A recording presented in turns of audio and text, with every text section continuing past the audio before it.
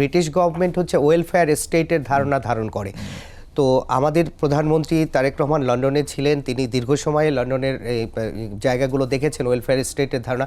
এবং বাংলাদেশে উনি কিন্তু সরকার গঠনের পরে কিন্তু ফ্যামিলি কার্ড, ফার্মার কার্ড এরকম কিছু কিন্তু কার্ড ইমপ্লিমেন্টেশন করেছেন। এগুলোকে কিভাবে দেখেন এবং এগুলো সুশাসনের জন্য আসলে কতটা কার্যকর হয় এই ধরনের ওয়েলফেয়ার ধারণা? কার্ড তো কার্ডই।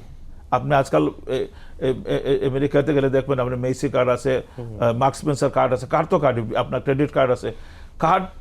কার্ডটা যেটা উনি কার্ড দিয়ে যেটা বোঝাতে চাচ্ছে সেটা হচ্ছে যে একটা কার্ড দিলাম, ওই কার্ডের মাধ্যমে উনি উনার যেমন একটা কৃষকের একটা পরিচিতি, সব কৃষকরা তো আর দেওয়া যাবে না, দেশে তো মানে পর্যাপ্ত পরিমাণ নাই যে সবাইকে, সব কৃষককে দেওয়া যাবে।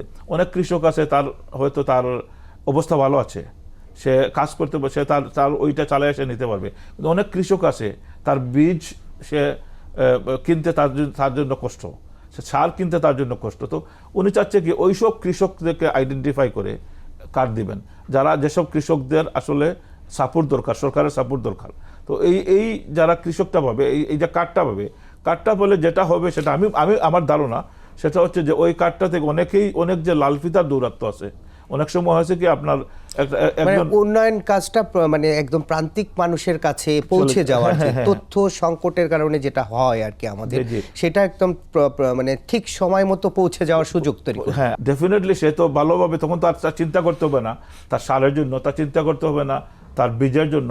সে যদি এই সাপোর্টটা পায় তাইলে তার যে কাজটা করতে হবে, সে চিন্তা করতে হবে যে এই মাটিতে আমি কিভাবে বেস্ট আমার প্রোডাকশন দিব, ধান বা আপনার গমের কথা বলেন অথবা অন্যান্য যে কোনো ফল সবজির কথা বলেন, সে চিন্তা করে তার পুরো সময়টা ওইখানে দিবে বেস্ট দেওয়া যায়। আর তার সেটা করতে পারলে তার ফলন বেশি হবে।